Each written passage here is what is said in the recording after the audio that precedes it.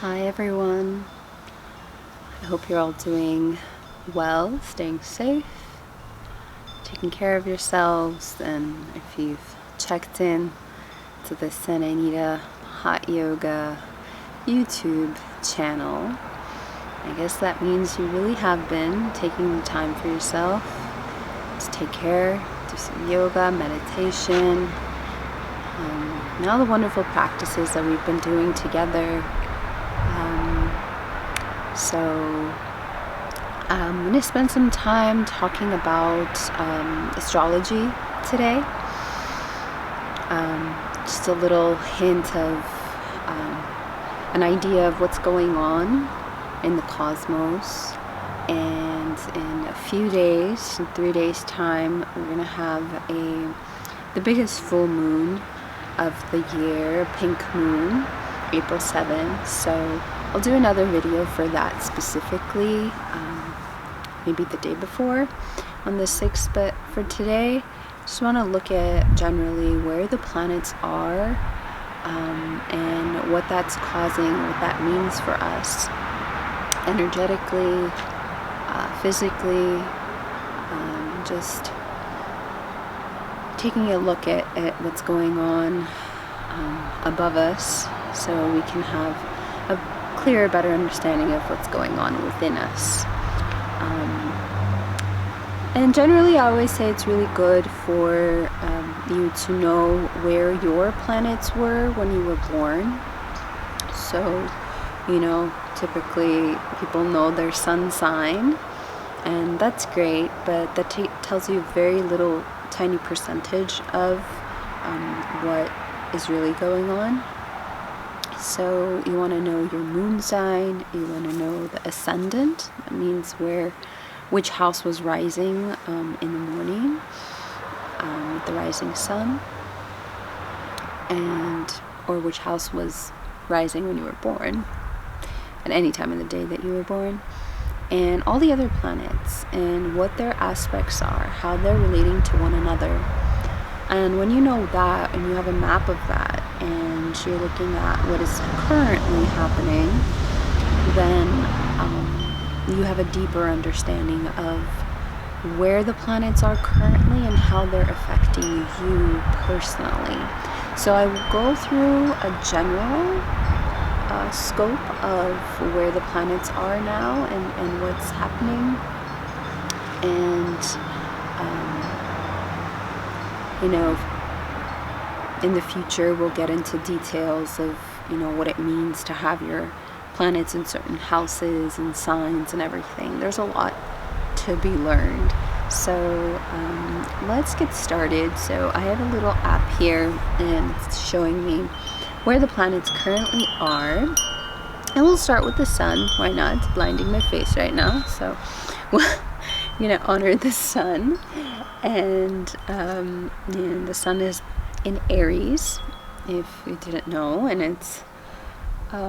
it's halfway through the sign. So the signs are 30 degrees. So the sun goes through the signs, every 28 days or so. And so we're 15 days into the sign, and that's halfway through. So Aries is a fire sign. So the sun is pretty content there. So we talk about the planets either being in exaltation, means it's happy, it's good, it's exalted, it has good energy to impart into that sign, that energy in whatever house it's in, or it might be in a detriment or a fall. Different words to describe that. Maybe it's not the best place for that planet energetically, as all the planets have an elemental associated with it: air, fire, water, earth, and all the signs have that as well. And so if you have a airy or earthy planet in a air sign, the energies or a water and a fire mix. It's not very comfortable there. So the sun in Aries is pretty comfortable, but Aries is ruled by Mars, and Mars being a fiery planet as well. So Aries is the first sign of the zodiac. So Aries is the initiator, a pioneer. Mars is that warrior, that Trojan, a go-getter, competitive. So the sun has been really pushing us in these last couple of weeks to really be go-getters, really have drive, and follow our passions. So, and I see that. I really see people following a lot of their passions that maybe they've been putting off, but now we have an opportunity, staying home a lot, taking this opportunity, if you haven't, really, I encourage you to meditate on that. See where can you put your energies, your efforts with this given opportunity to cultivate and master a practice or something that is a passion of yours that you've been putting off. So this another couple of weeks with the sun in Aries, and sun is the father, sun is sort of governmental figures, sun is heart energy, sun is passion. It shines a light into that house, shines a light into that sign. And so that Aries energy of initiating, starting things has really been in full effect. Let's see. So when we're in a full moon, what happens is the moon is clear across 7 signs away from the sun. So we will have the moon in Libra, full moon this month. Currently, the moon is in Leo, so the moon moves much quicker than all the other planetary bodies. So the moon is currently in Leo. Leo, again, a fiery sign. Leo is ruled by the sun. So the moon being in Leo, moon is very watery. Moon rules Cancer, a watery sign, but getting blinded by the sun here. The moon in Leo might be a little bit challenging. So what does moon represent? Moon is the mother energy. Moon is the mind, and moon is the way you think about things, how you nourish and nurture things. It's also emotions. So, how emotions and the mind relate to one another, different philosophies, different ways of looking at it. But the moon energy currently being in a fiery sign might be a little restless. We might be having sort of emotions coming up in a maybe a little aggressive way, maybe a little out of your control, or maybe a little challenging to cool the waters and soothe the emotions a little bit. But moon moves pretty quickly, so soon enough it'll be going into Virgo, an earth sign, and then straight away into Libra, an air sign, and then we'll have that Libra Aries balance, an air fire sun and moon full moon energy. So that'll be pretty powerful. And again, really depending on where your natal planets were when you were born, can have a really dramatic difference in how that affects each individual. So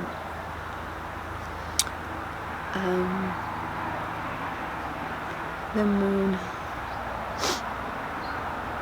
in Leo.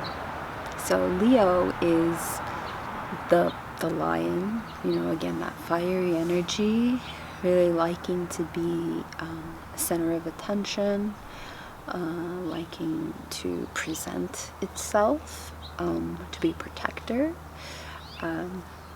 So the moon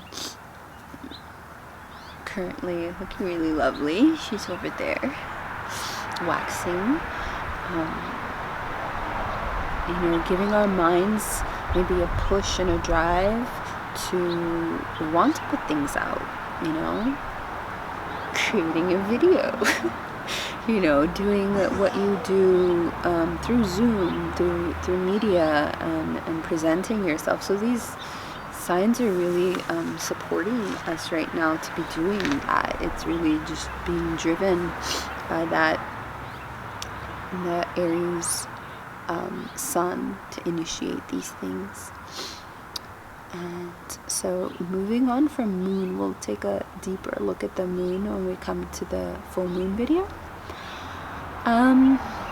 But let's go around and look at this big cluster that's been happening for a while in Capricorn. Capricorn's an earth sign. Let me increase some light here if possible.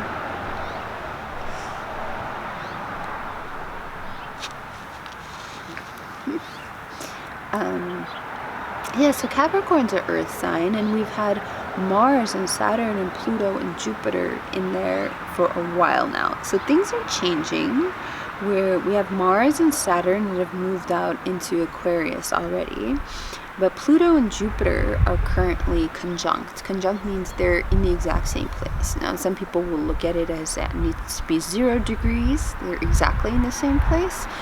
Or, some people give a range of 3 degrees. It's pretty tight.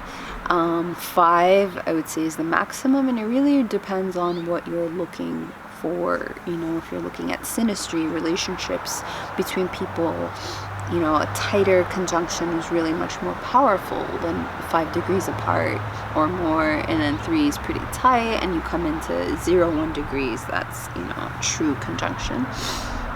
So every astrologer will look at it pretty differently. But Jupiter, really powerful. Jupiter is guru, the teacher, very expansive, big planet, a lot of air, a lot to teach. And Jupiter takes about a year to go through each of the signs. So in Capricorn, it's towards the end. It's in 24 degrees.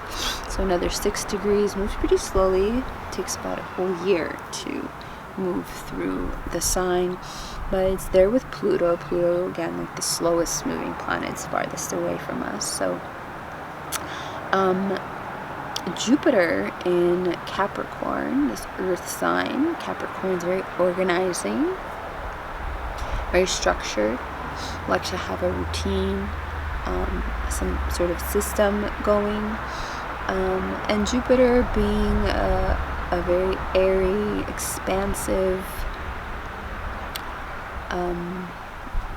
energy is calling, first of all, this earthy energy of Capricorn. It really has been asking us in this last almost a year to sort of like buckle down and organize ourselves. Have you noticed that for yourself? Have you been drawn to, maybe you've been a great organizer all your life. Maybe you trained your organizing system. Maybe you haven't been such a great organizer and you feel the real need to do that. And then you see, wow, this organizing of this thing has really made a great beneficial impact in my life.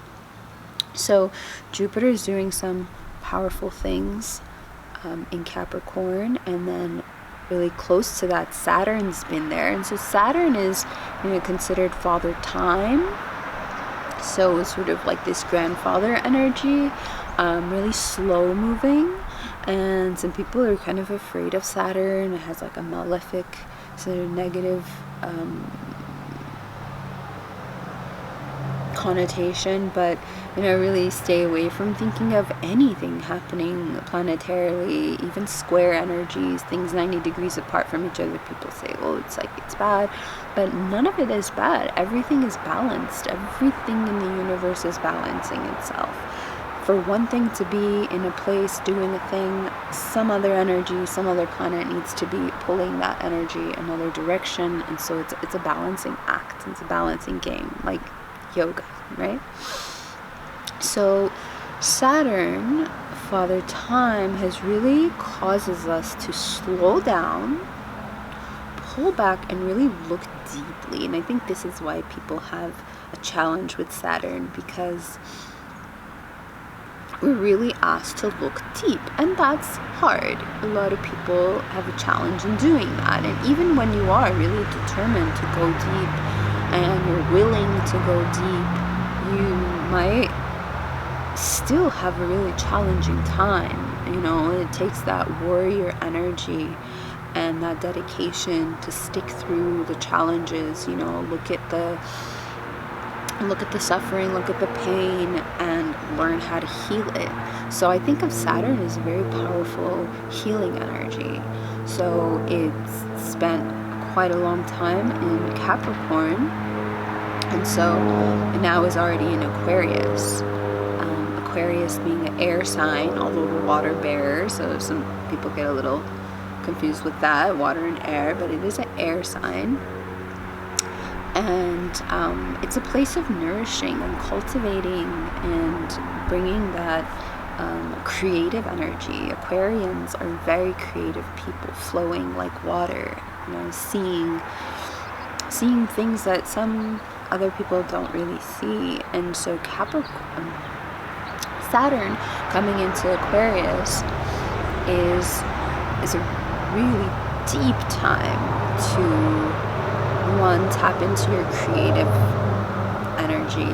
And some people who aren't in the creative arts, maybe your career, your degrees aren't in art per se, but it takes a lot of creativity to be a scientist. You have to solve problems, any type of scientific, engineering, all jobs, anything that you do, you need your creativity. So it's a misnomer, I think, to label creativity in just the arts. So there's art to your science, to your research, to your investigation, to your accounting. How creative are you in the way that you see numbers, in the way you organize things, in the way you look within yourself. So opening that scope in your mind's eye and your vision, and allowing yourself to kind of slow down. Saturn is asking us to slow down, to look more deeply into our creativity and in the ways that we nourish one another. So in this time, we're isolated from one another, and yet people are doing a lot of amazing work nourishing each other. Nourishing doesn't necessarily just mean, with food and with, direct physical contact. So we nourish one another by, our social media feeds, the way that we share content. It could be nourishing, it could be destructive. That's a deep choice that we're making. So we are really asked right now to, and if you need to take your time, that's what Saturn's doing. Pull back, slow down, take the time to look deeply at what is it that you're offering? What is your gift? What is this creative way that you can present something nourishing, beneficial, supportive to your community? So we have a nice decent time. 2.5 years Saturn is in Aquarius, so I think this is really supportive. However long this virus takes to clear up, however long it takes for people to heal from this, and for us to revive our life systems, we have Saturn really supporting us in this energy of Aquarius. So, I have no fear in needing to slow down, in needing to take time to really meditate on what it is that you are offering to the world. This is a really, really great opportunity for everyone to just be able to do that. So honor this time, with no fear, because everything will unfold just as it's supposed to. And those that really took the time to go inward and be creative and you can't be creative with fear. So really encourage people to let go of the fear and do your best to take care and nourish yourself first and foremost, and then take care and nourish your family, community, your tribe. So, really grateful for Grandfather Saturn for giving us this energy and the depth to go into that self-discovery. And we have very, very close to Saturn here, just 2 degrees apart. Mars is in Aquarius currently.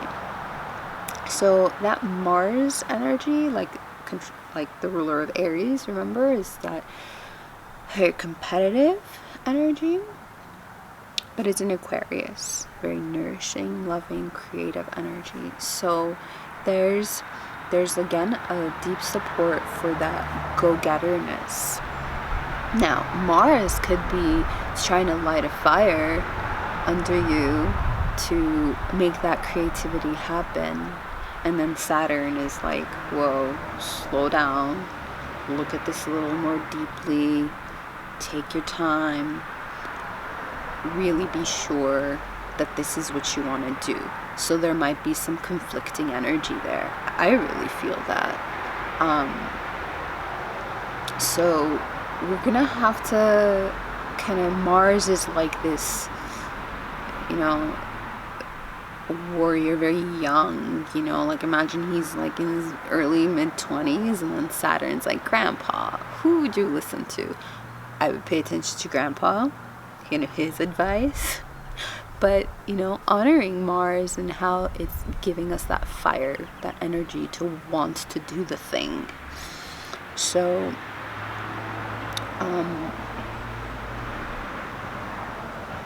if you're getting that conflicting energy of like, you really want to nourish and take time to see what is it that your gift is to give, but you feel like, oh, I gotta do it now because I'm gonna fall behind. I gotta lead this thing. I gotta do it now. And this is what Mars is pushing you to do. So know that this is the beauty of astrology. When you know that those are the energies, the forces that are guiding us, as above, so below, it's happening within us, these energies, these pushes and pulls. So it's kind of nice to say, okay, I get it. So Mars, calm down. If you're in a practice of ritual, you can work with candles and a meditation and focus on that energy, honoring both Saturn and Mars, and letting them know that you are aware that they have these forces upon you, and that you're going to honor them both, but staying in your center while you do that. And that's the beauty of integrating astrology with your yoga practice. The birds like that. So we'll move on. I like to talk about Mars and Venus together, so I'll skip to Venus. Venus is currently really freshly in Gemini, just coming out of Taurus, an earthy sign, going into Gemini, an air sign. So Venus rules Taurus and Libra. So coming from the sign that is ruling, Taurus, earthy energy, a lot of grounding of love, a lot of connecting to nature. Could be also very stubborn Taurus, like a bull. And Venus there is very creative, very lustful, seductive Taurus. So that Venusian energy is there. And then going into Gemini, so currently in Gemini. Gemini is an air sign, and so is Libra. So Venus is pretty comfortable in air signs. So Gemini being, say like Two-Face, the twins, looking at being able to see, the two sides of things, seeing the black, seeing the white, and coming into a state of balance with that. So I like Venus and Gemini, bringing love and creativity and harmony and beauty to recognizing the dualistic nature of this world. So when the signs are fresh in an energy, like 3 degrees out of 30 being complete, they're almost like, if you think of them as like humans, you know, they're born into that, so they're fresh in that, and their energy is you know, just like lightly coming through, and then as it increases, it gets deeper and deeper and more intense, and really feeling it right in the middle. And 15 degrees, you're gonna feel that energy a lot more. And then as it gets older, like 20 degrees up to 30, it's kind of like a grandparent. It's done a lot of its work, it's a little bit tired, it's a little bit, you know, the energies have really been working for a while, and they've already really embedded their message, you know, so we can't ask too much of them, but really take all of their lessons and their energy and implement them in what we're doing with the integration of the new energies coming in. So Venus is like a little baby now in Gemini, so we're beginning to see you know, the dualistic nature of relationships, and again, it really depends where this is in your natal chart. For me, this is going right into from the 6th house to the 7th house of relationships, so it's very focused on relationships. For your planets, that might not be the case, so it's good to learn that and to know where your houses are. So looking at relationships through the lens of this Venusian energy, beauty, bringing that Gemini air quality of seeing the double-sided coin, you know, where do you see the flaws in your partner or people generally, and what are the things that you really admire and enjoy from people and your family, your community. So if we're in a state of disharmony with ourselves, we might very easily flip-flop in this, you know, where are we pouring our love? Where do we see harmony and balance coming into our lives? So if you, you know, you are in a good state, a healthy heart, mind, coherence, you know, you're in your center, your peace, you know, you'll be able to see, like, it's so natural for humans in our love to sometimes the energy is like a fire. Some fires, you know, are a little small for some time, and then some fires are really big and powerful, and you know, it goes up and down. You know, you notice the ups and the downs, you notice the flaws and all the positive aspects of the people around you. So keep in mind that dualistic nature could be, you know, playing a role, and it's also very creative to be able to see those two sides. So Venus could be supporting that, the creativity that's happening on the other fronts as well, the other planetary energies. And we're going to move on to Mercury. So Mercury is currently in Pisces.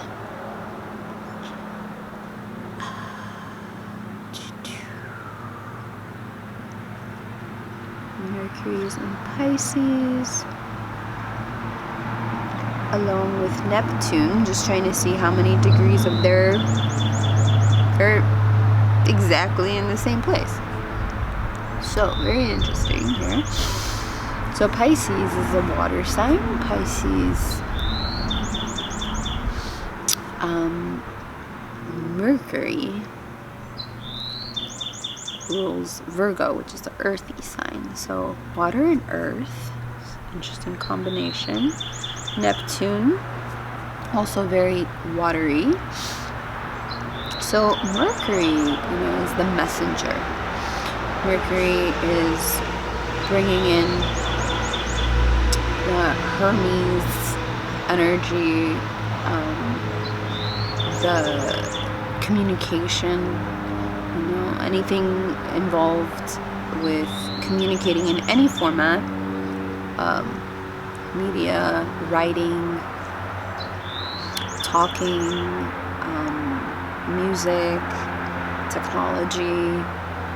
And Neptune is sort of a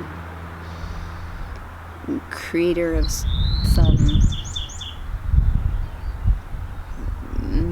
deeper emotions. Imagine the waters, the depths of the waters, and Neptune can bring some sort of out-of-the-box qualities to emotions when it's in a sign of Pisces. Pisces being very emotional, very deep. So we are being called to communicate on deep emotional levels,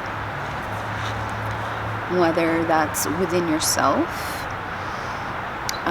Neptune likes this place of isolation and this deep place within yourself, and so is Pisces. Pisces is the last sign, so there's 12 signs, Aries being the first, the pioneer, Pisces being the last. So there's a deep waters, dark waters, this deeper emotional energy space, or isolated place. Not to say that all Pisces are isolated people, but they get very emotionally deep.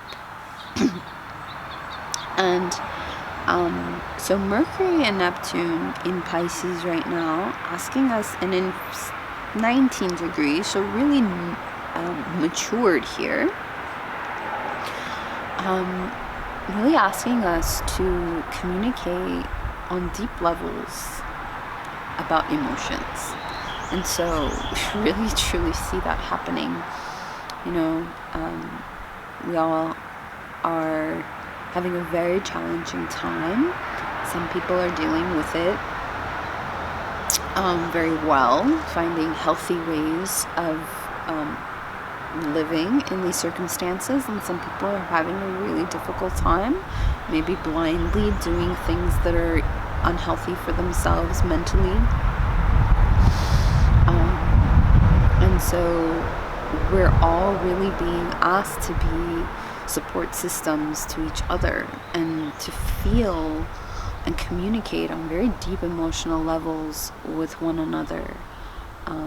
So I think Mercury and Neptune in Pisces currently are really pushing that energy. It's really no wonder. I hadn't personally gone through all of the signs myself, but doing this for you guys is really awakening a lot of profound awareness of why is it that all this is happening now. All the planets, the energies are aligned for this condition, these circumstances that we're in. And very interesting thing I forgot to mention. So Chiron is an asteroid. Chiron is considered the wounded healer. And the place where we find Chiron in our natal chart is, where we have our wounds, and through dealing with these wounds, healing them ourselves, we become a healer. We find our source and place of doing our healing work. It's like they say, where the light enters where you are broken. I always think about the Japanese art of putting broken ceramic back together with this beautiful golden connection, and that line bringing things back together. So that's like this Chiron energy. And Chiron is with the sun right now, not too tight, about 9 degrees apart from each other, but still in Aries. So, universally, planetarily, universally, galactically, or within our own solar system, the sun in the center and having Chiron in the same space in the sky is, putting a lot of light into Chiron, a lot of light into our own personal healing. So, spending a lot of time at home, with the people you're closest to, whoever you live with, or in isolation if you are alone in your space, really shining a lot of light on your personal healing. We're really needing, globally, some deep healing, as we can clearly see. We're really forced to do that, there will probably be people who are going to avoid that healing and spend many lifetimes avoiding it until they find it and eventually accept that they'll have to heal it. But this is an opportunity to really go into all that you need to be healing for yourself. Sun and Chiron in Aries are saying, hey, initiate this now. So, Chiron's really fascinating. I recommend looking it up and seeing where your Chiron is in your chart.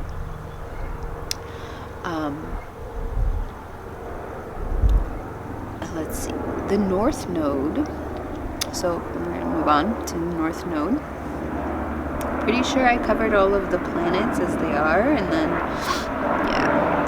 we'll go into the nodes. So North Node and South Node in Vedic astrology called Rahu and Ketu. They're not actually bodies, astrological bodies, but they are they're a mathematical calculation, a distance away from the sun and the moon. And they always go retrograde, so they go backwards compared to all the other planets.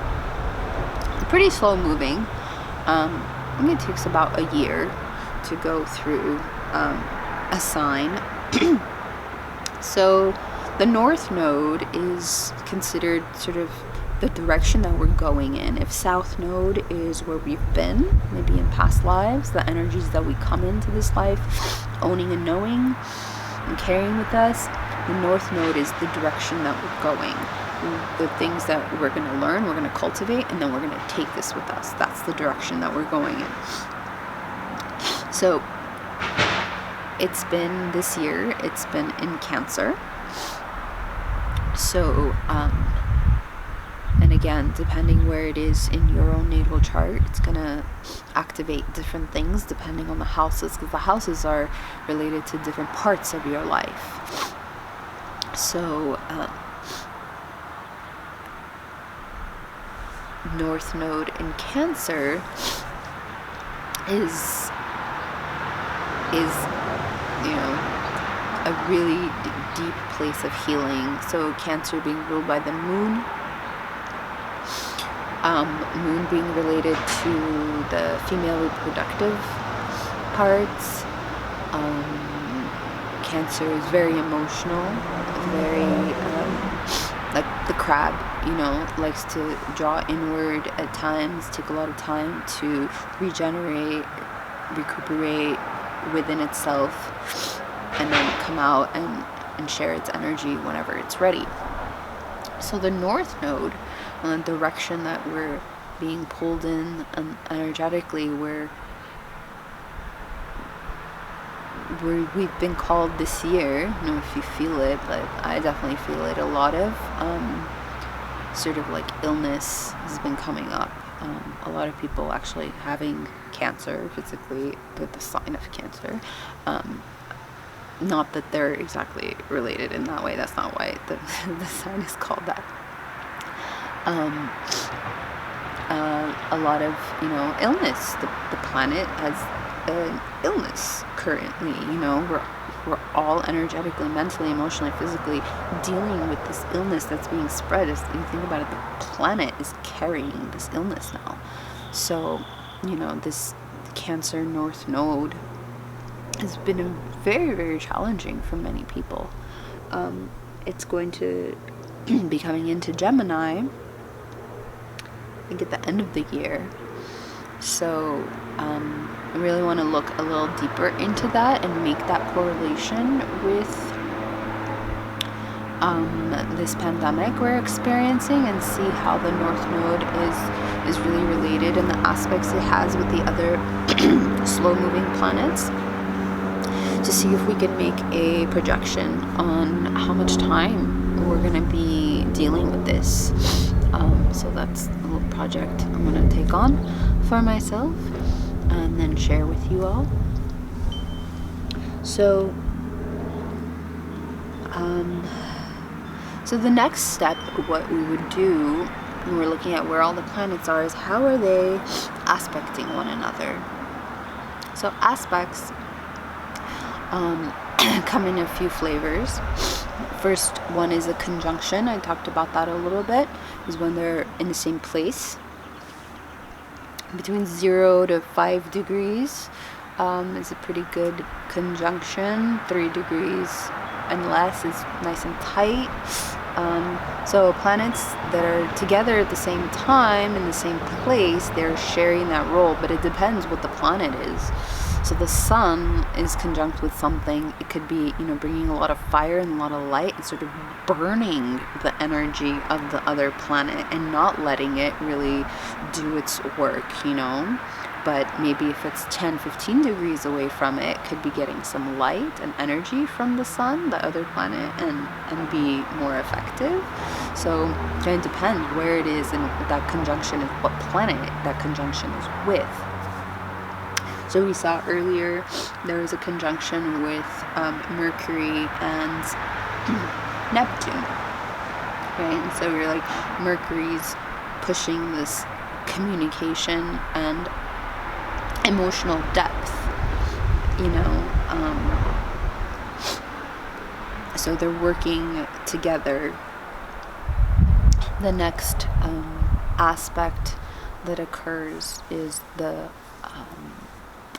90 degrees separation between houses. So if each sign is 30 degrees, 30, 60, 90, that means 3 houses, 3 signs away from each other. So let's see if there's anything currently squared.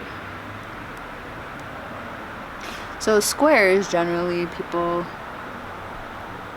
dislike squares. The 90 degree energy, they say it's very harsh and just kind of like a rough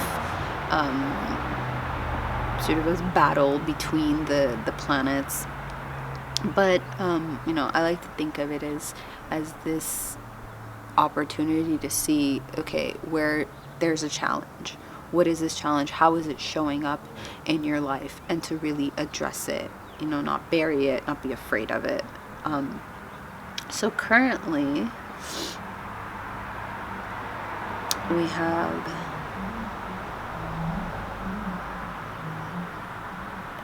Uranus with Jupiter and Saturn and not Jupiter, Saturn and Mars.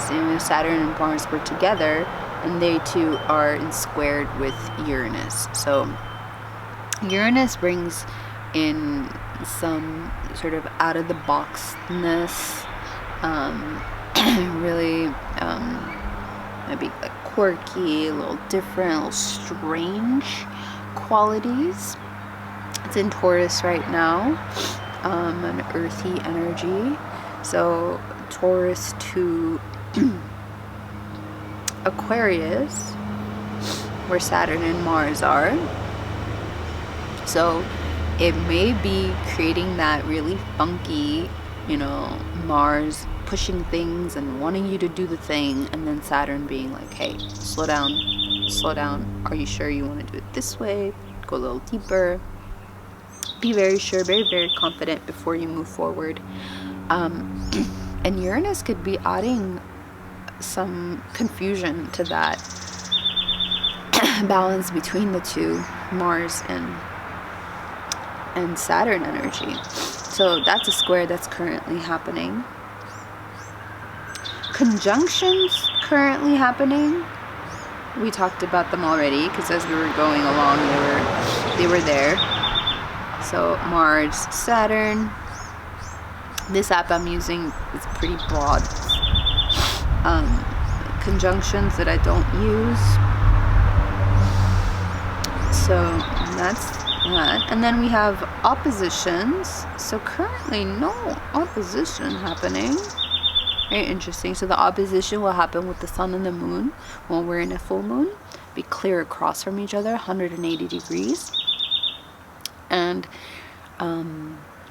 that's a really awesome energy. If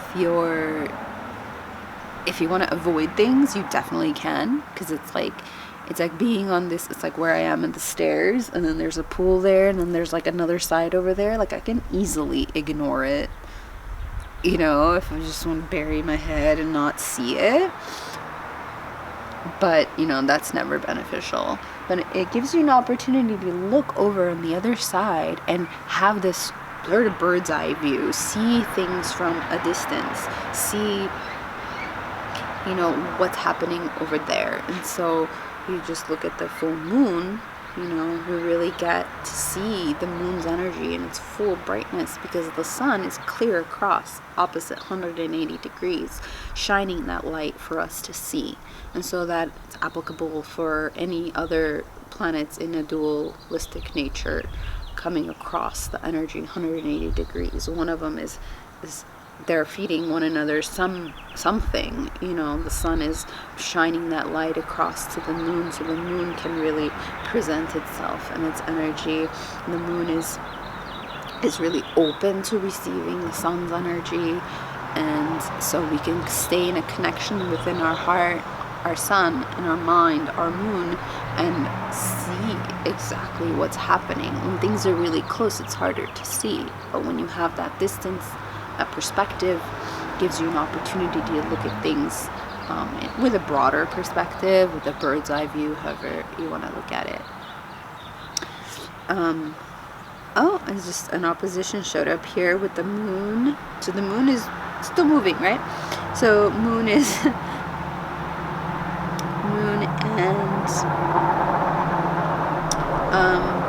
Pars fortune. Fortune is like another kind of energetic body. So I won't get into that right now. So none of the planets are having an opposition right now. So we'll skip that. We talked about the square, and I really love the trine energy. Trines are 120 degrees.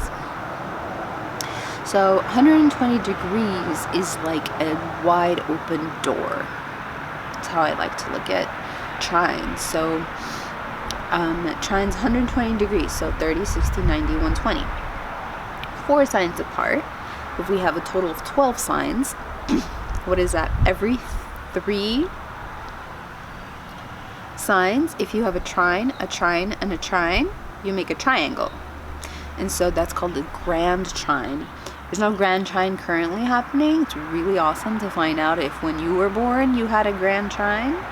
And so that means there's just this powerful energy at play that's opening doors and energies. So if you have it in your natal chart, it might be a time, a place of, you know, taking things for granted, because that energy is just flowing very easily, very comfortably, and so you may sort of like, you know, just take it for granted. But knowing that it's there and really looking at it as like the strength and its ability that you have for things to flow and not take it for granted means you could do a lot of wonderful things with that energy. It's a gift that you're meant to connect with. So, but there are other trines happening that, granted, no grand trine. So there's the sun and the moon are in a trine right now. So Leo to Aries. So in trines, you'll see they're, most of the time, unless they're in a cusp, they're in the same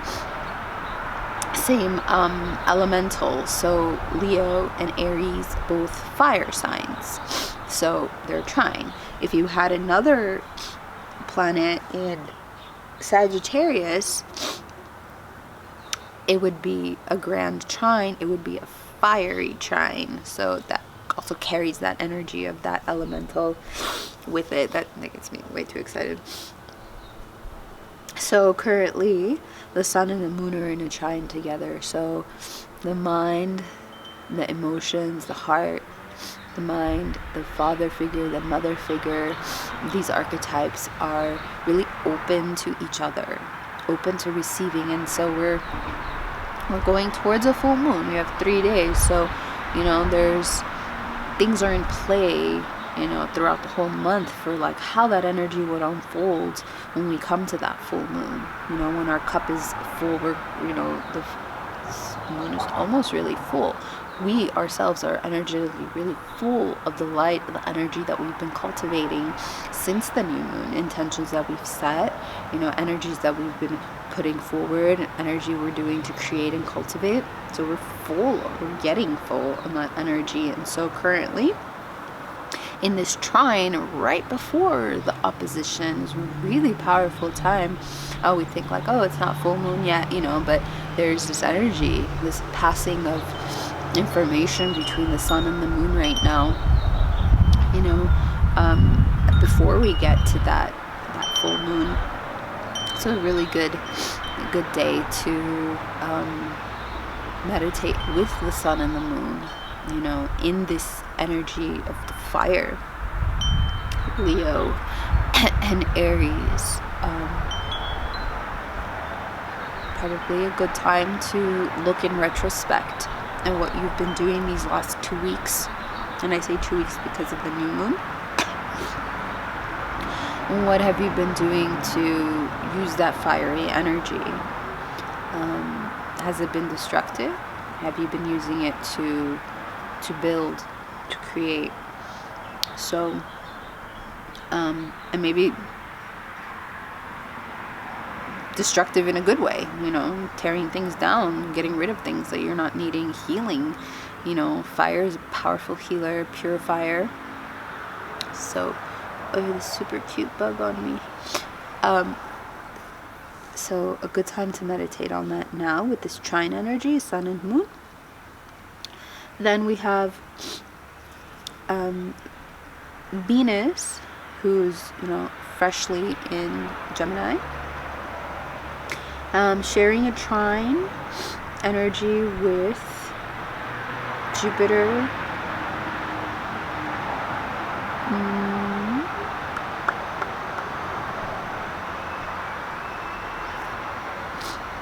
Jupiter and Saturn,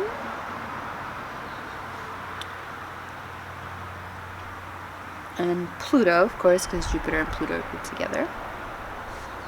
So a trine, an opening of beauty, love, and harmony with the teacher and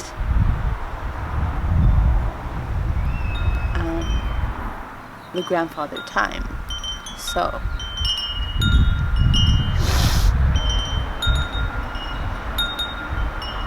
that's a really good time to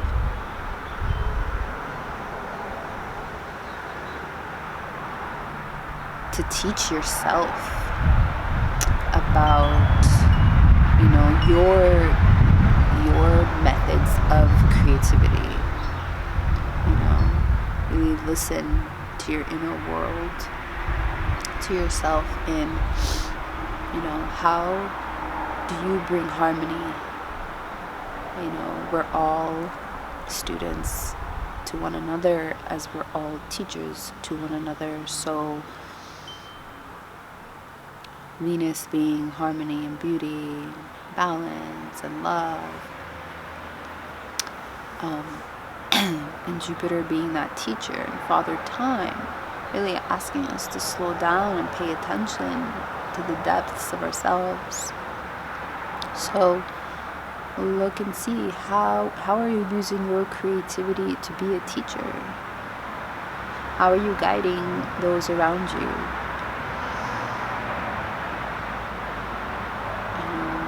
How are you also being a student? How do you perceive others as your teachers? Really beautiful time for that. I'm really having a lot of fun talking about this. with you guys. So that's the trine energy. And then there's minor aspects with these other 150 degrees and this and that, but we won't get into that. So I think we'll wrap up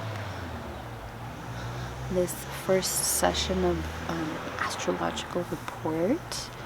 And so much gratitude for Kayla, Santa, Anita, studio, and all their beautiful teachers teaching awesome classes and students showing up and learning. If you guys have any questions, I think it's possible to make comments down below. I'd really love to hear your questions and then I'll answer them. I'd love to do that.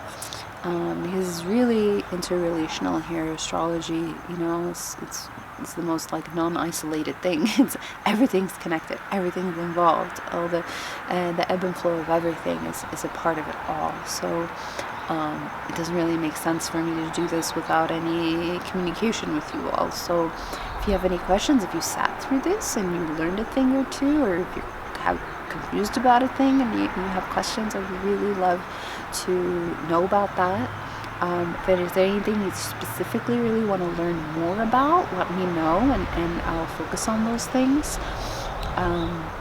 Otherwise, I'm just flying at the seat of my pants and talking about what makes sense to me and what works. And I think probably the next one will be focused on the full moon, and so it might be a little shorter one. Yeah, thank you so much for tuning in, staying healthy, and doing what you can to keep your heart, mind in peace. Namaste.